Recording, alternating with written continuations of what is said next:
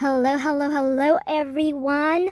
Welcome back to That Cruising Podcast. This is your host, and it is official, our first episode on Turning 30. You no longer have value.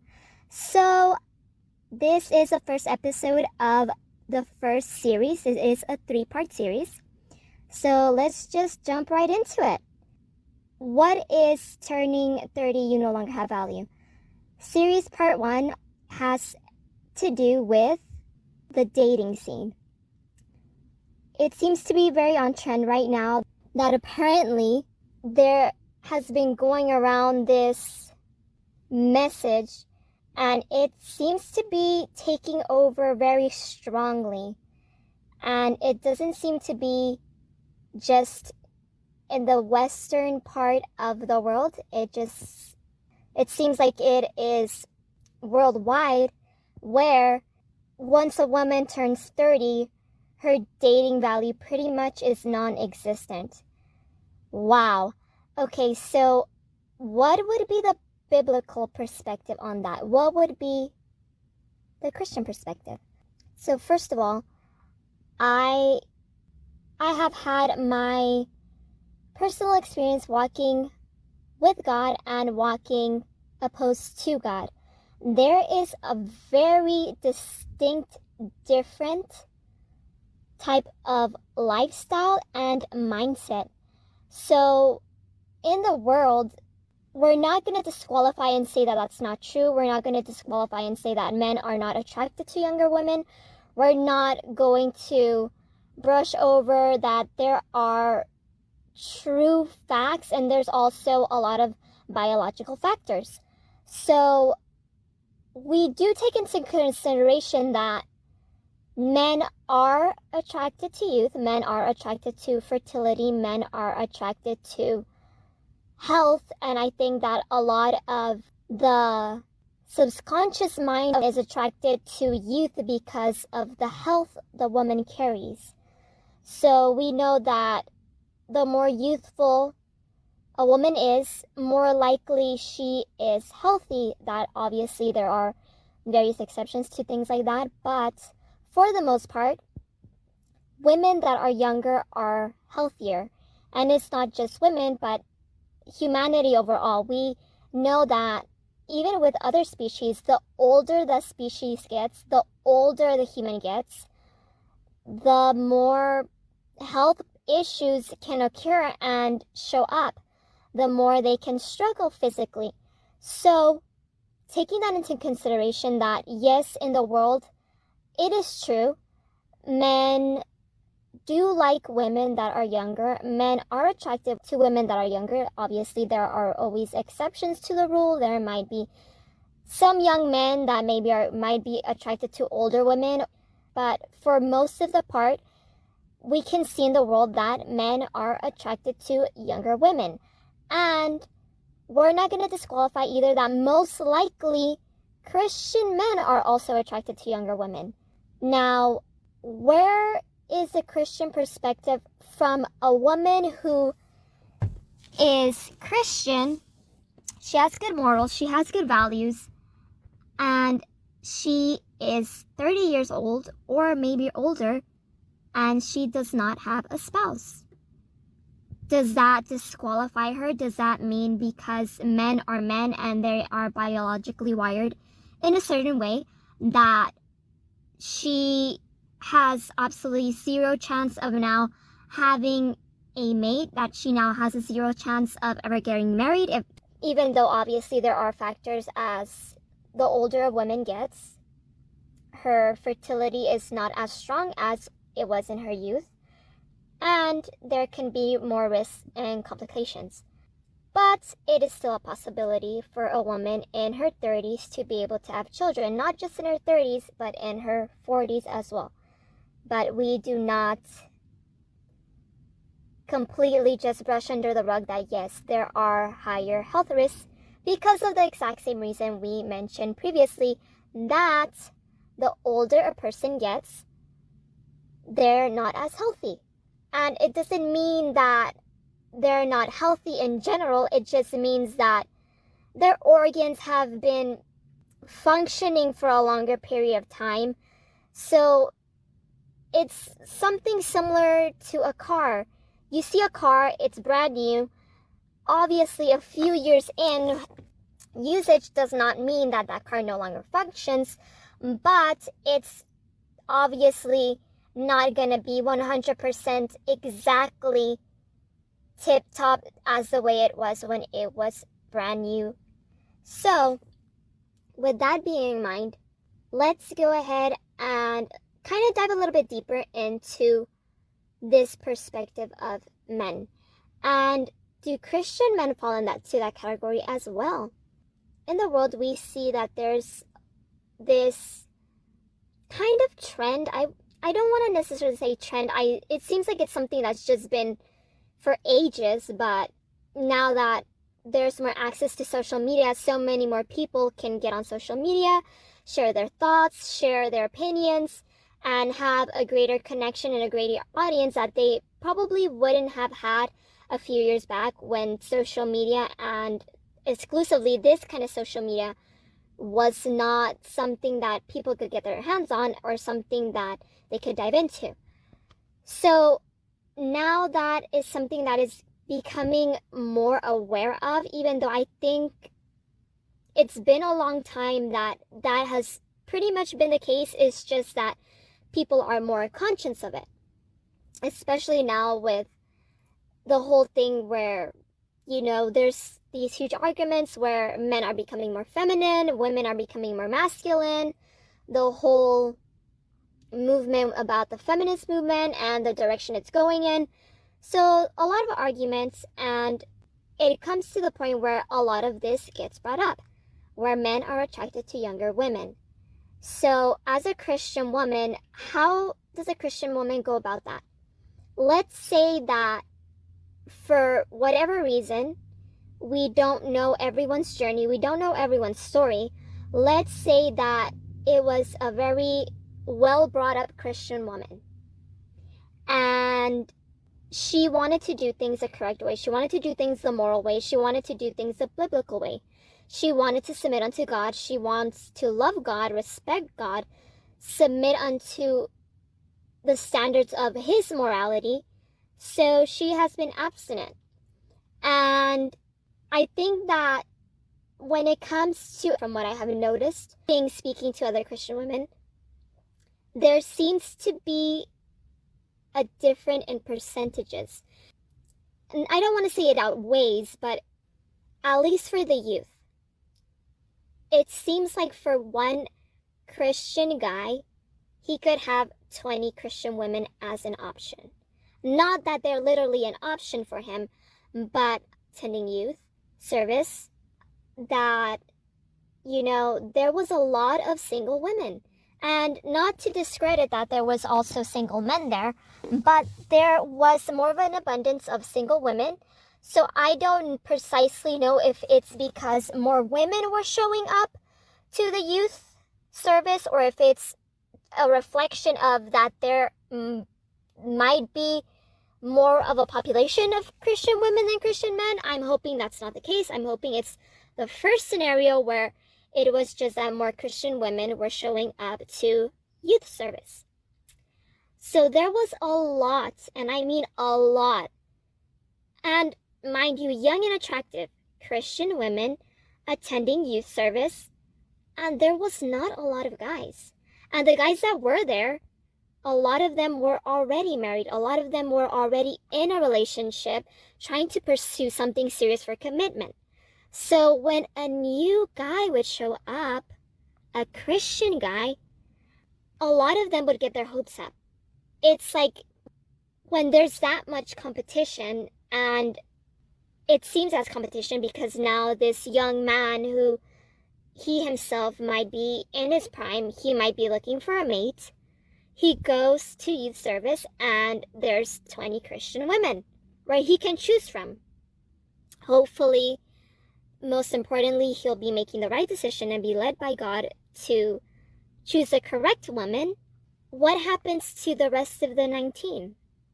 So there could be a lot of circumstances and factors that can lead up to the point where a woman can wait and she could be doing her best and really putting herself out there in a moral way. Obviously, putting yourself out there in a way that would be immoral, or putting yourself out there in places that might not be of the best interest, where you might not find someone who is like-minded or someone who wants to pursue marriage, isn't much of an option, and options are limited. There can be cases where women reach their late 20s and early 30s and they are still single. And it can seem and feel like such, I wouldn't say a burden for that woman, but it can just be such a downer to think that this woman has been waiting for such a long time. She's been putting herself out there and the right guy just didn't show up. And if they were right in the sense of they had the same morality, they also had traditional values, they also wanted a family, they wanted a wife, they could have just ended up choosing someone else. Does that mean this woman is forever now going to be alone? Does that mean that she no longer has an option, even though she did her best and she put herself out there as best as she could to the best places that she knew she would most likely encounter like-minded people, exclusively talking here men, because obviously she's looking for marriage, you're looking for a man when it's traditional and you're Christian? What happens? Does that mean now that she's reached 30 years old or 31, 32? Is she completely out of the dating game? Is she completely unattractive now? Her fertility is not as great as when she was younger. Does that disqualify her? And now every Christian man that she comes across that wants a spouse, maybe even her same age, are all going to want that 18 and 19-year-old at church?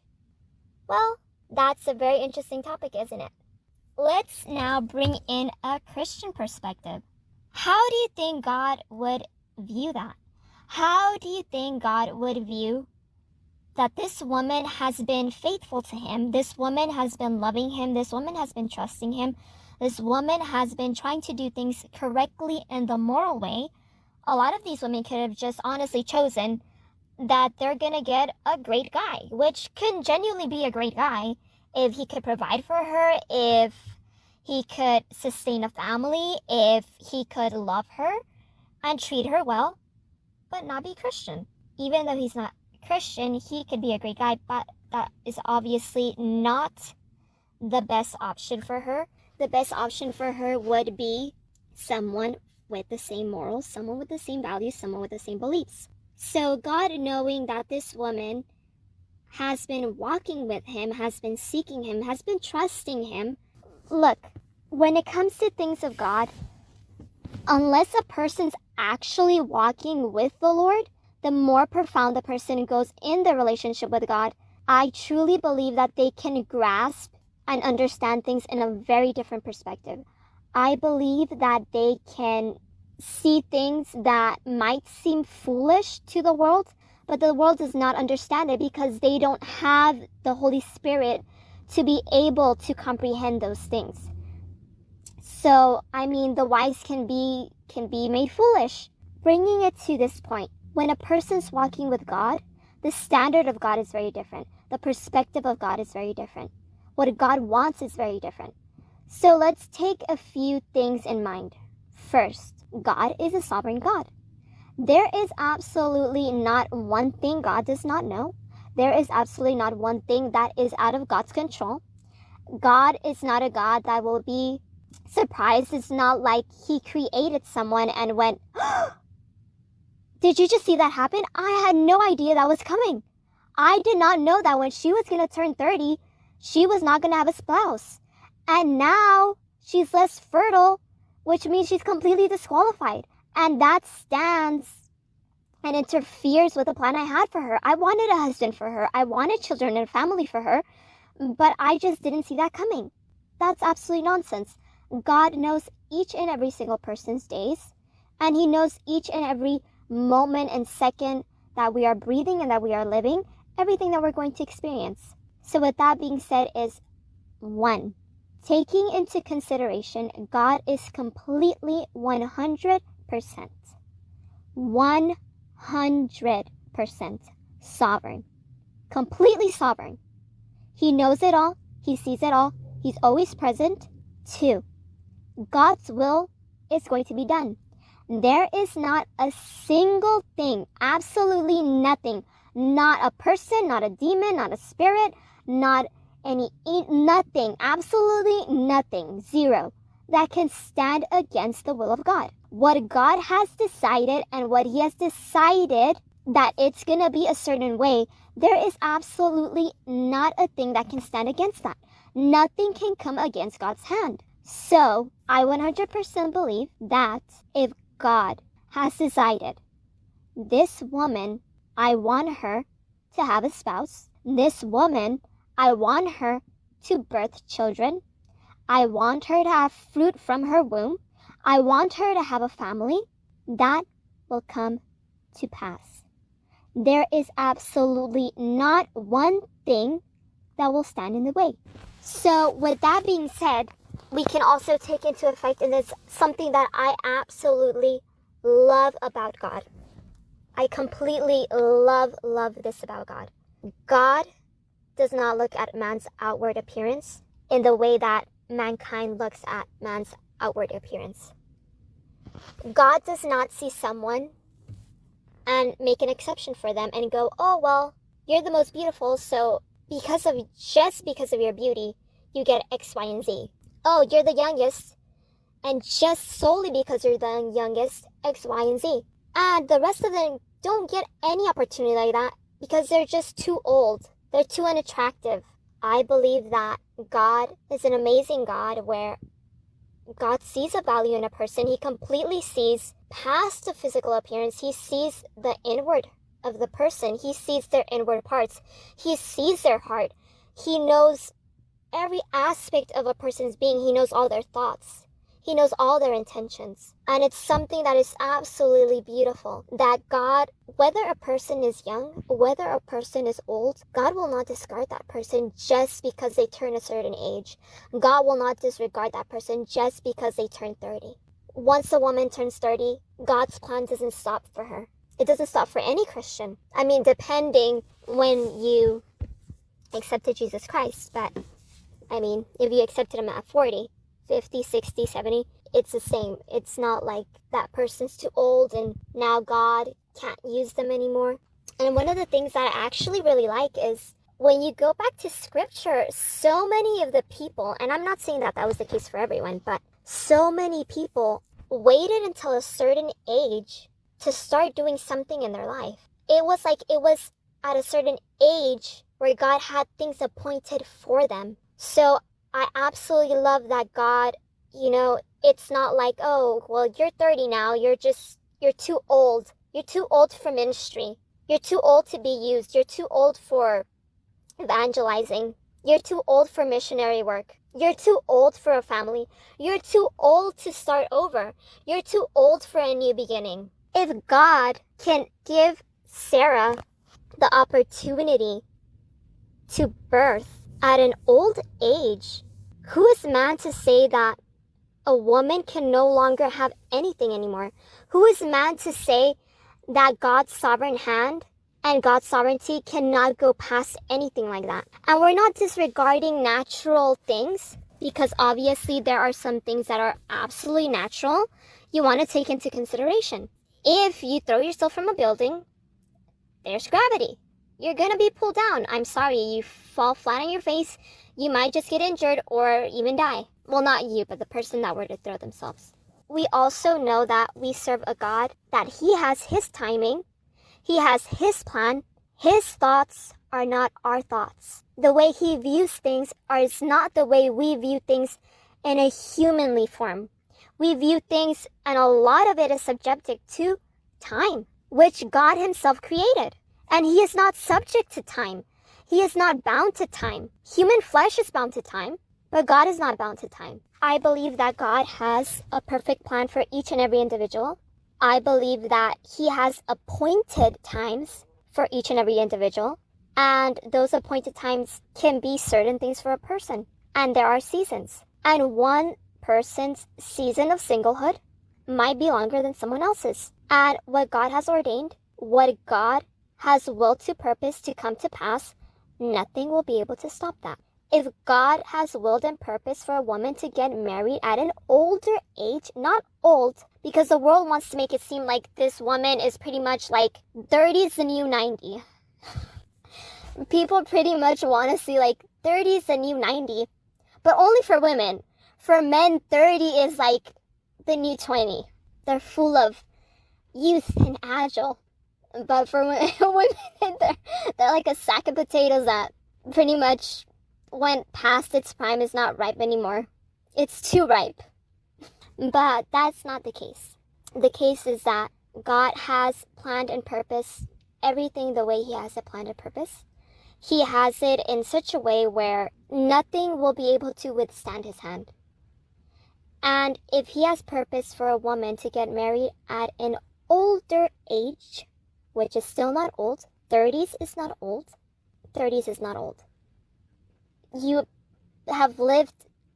still have like another half of your life to live. If God allows it, let's hope He does. I feel like a lot of Christian women can feel very pressured. A lot of Christian women can feel unwanted. They can feel disappointed, especially when you see the worldly perspective of them, a lot of men saying that women, pretty much their dating value is almost non-existent. Is specifically for marriage, which is what a Christian woman wants. So I would say that don't focus on the world. Don't focus on what the world is telling you. Keep seeking God. God's perspective and morality is different. God's timing and planning is different. If you were able to be blessed and get married young and even have children young, that's fantastic. If it's a blessing from God, that's fantastic. If God decided for you to be single in your early 20s, in your mid-20s, that's fantastic, because God will not withhold a good thing, and because God knows everything, and because He will work it all together for the good of those who love God. If you were single in your early 20s, if you were single in your mid-20s, it was because it was for your good. Now, with that being said, you have to see all these other factors that come into play. A lot of these men that say that they only want these young, fertile women, a lot of these men also want various women at once. Now, I'm not talking about sexual perversion. I'm talking about wanting various women, not monogamous. Where does that stand biblically? So if you can come into accordance with that is incorrect, that is immoral, that would not be viewed correctly in a Christian perspective, and you would disregard that and say that man is completely off, why would you take into full consideration the part where women that turn 30 no longer have value? You no longer have value. No man wants to marry you now. Every Christian man that sets foot in your church that is single, let me tell you, he's gonna go for the girl that's 17 that just barely turned 18. That is complete nonsense. In the world, that is not nonsense. In the world, men pursue that. In the world, men also pursue non-monogamous relationships. In the world, people fornicate. In the world, people have commitment without having true commitment. So what can we really say about that? What can we really say about that? This is my perspective, being Christian. 3 things come to mind. Well, 2, but I'm at a third.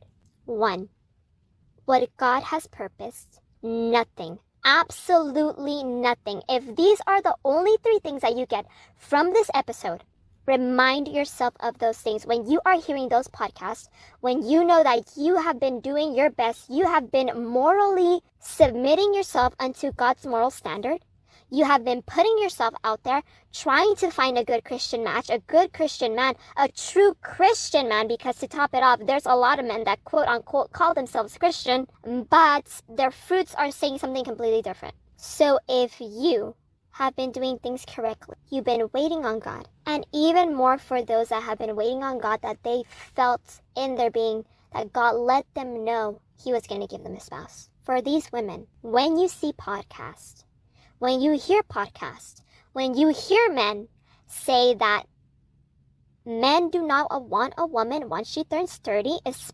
specifically for marriage, remember this. 1. Like I mentioned, what God has purposed, nothing and no one can come against that purpose. Nothing can stop what God has willed. 2. The morality of the world is different from the morality of Christians. God can give you the grace and favor in the correct man's eyes that He wants for you. And there can be a young and attractive woman. He could be in a job, in a workplace. His workforce can be completely filled with nothing but youthful and attractive women. But when a man is completely surrendered unto God and wants God's will for his life as well, he's going to be led by God. And God can move in that man's heart. And if He decides to give that man, to give you grace and favor in that man's eyes, God can do anything. There's absolutely nothing impossible for God. And that's even better for you. Honestly. Let it weed out all the men that are not even worth it. And I'm not trying to bash on these men. I mean, for you, for them, you're not worth it. So it goes both ways.